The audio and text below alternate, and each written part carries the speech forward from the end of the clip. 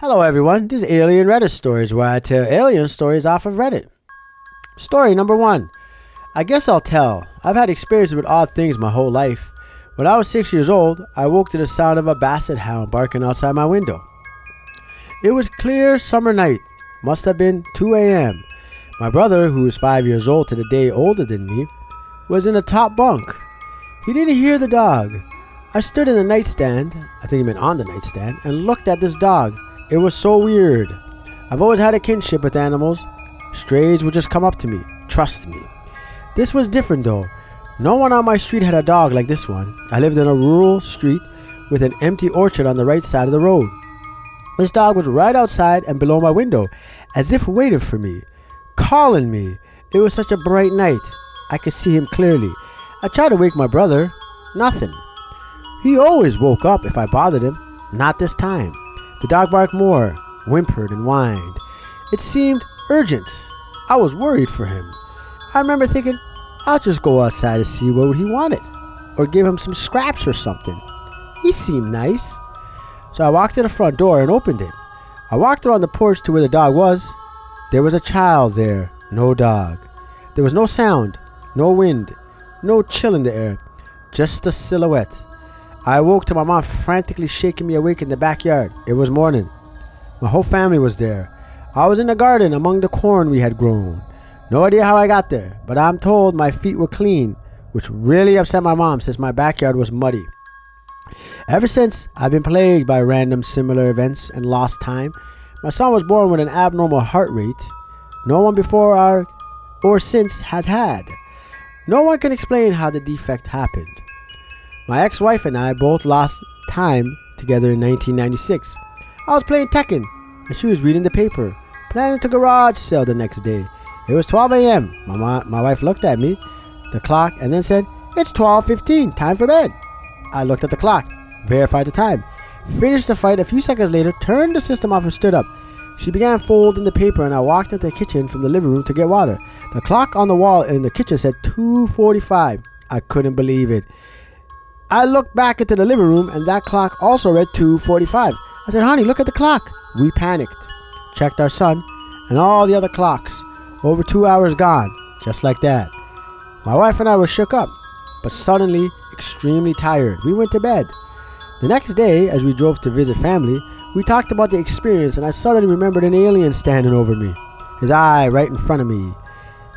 I described the image to my wife, the smell, the sound, the fear. She nodded, but when I began to talk about its eye, I said I noticed something about its eye. The light hit it. It is not black. As she finished my sentence for me, remembered the image herself. It was clear. You could see the veins in the back. She was right. We had seen the same thing. She began to cry, heavy, heaving sobs. We were powerless against what happened that night. The one instinct was haunted. That one instinct has haunted me ever since. She bled as if she were on her period for 2 weeks after that. She refused to go to the doctor. Afraid that they might confirm our fears. She didn't even want to remember it. Many other experiences have happened to me and my family. Even to my brother and his wife, who are born-again Christians who don't believe in aliens. But they do now, thanks to their own terrifying night in the hills of Chester, California. My God. I have family that lives in Pahrump, Nevada. It's a very small town and about an hour away from Area 51. My family has countless stories of encounters with ships they've seen, drones and random lights in the sky. So growing up, I always wanted to see one. So I was about 14 at the time, and I was with about 7 of my other family members standing on their porch looking out into the sky. All of a sudden, it was like out of a movie.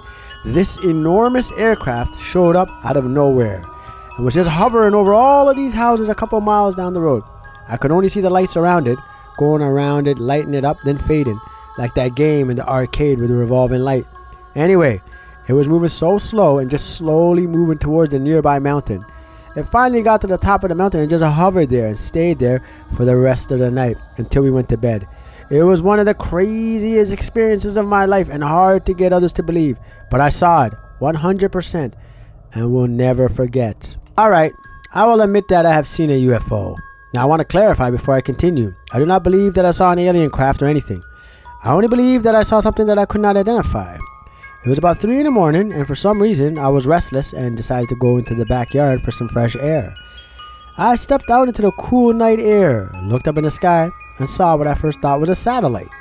You can usually tell satellites because they essentially look like stars that are zooming across the sky in a fixed line. They are bright white light about the size of any other standard star. They move pretty slowly from one horizon to another. I don't know what I was about to say there. Like dead stop in the middle of the sky, no more movement whatsoever. A smaller orange ball. Okay, I don't know. I think I missed something. All right. They move pretty slowly from one horizon to the. Okay, yeah. So yeah, like that. Okay, so I missed nothing. This is just weirdly written.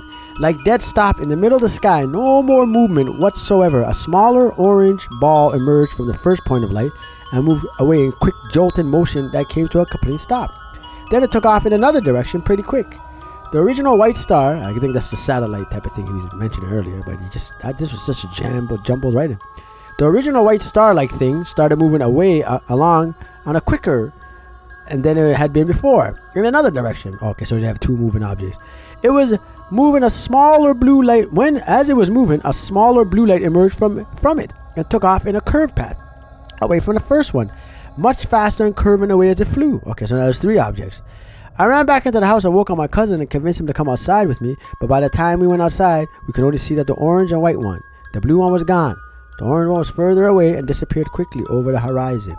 The white one eventually faded. No idea what happened to the blue one. I don't believe I saw an alien spacecraft, but I certainly saw something that I could not identify. Yeah, we couldn't identify it either with that story. My God, right better, brother. Final story. I was playing in these giant sand pits that the Michigan DOT had excavated for road rebuilding materials. I was probably about 6. We lived near Kinchole AFB. I'm going to assume that means Air Force Base. So this would have been about 1976. In broad daylight, a huge olive drab vehicle floated above the tree line so I could see just the leading 1/3 of the aircraft. It was circular and appeared to have some sort of venting around the edges with black control surfaces. It was some sort of green camouflage that was similar to what was on the B-52s, but it was more jagged. There was some sort of writing on the side. In the nearly 40 years since this happened, I've convinced myself it wasn't English, but I don't recall. It hovered for a few minutes, making pretty loud engine sounds. Then it circled the area I was in and left. I don't remember what the bottom looked like, but I do remember getting a face full of sand and seeing the trees bending over from the exhaust.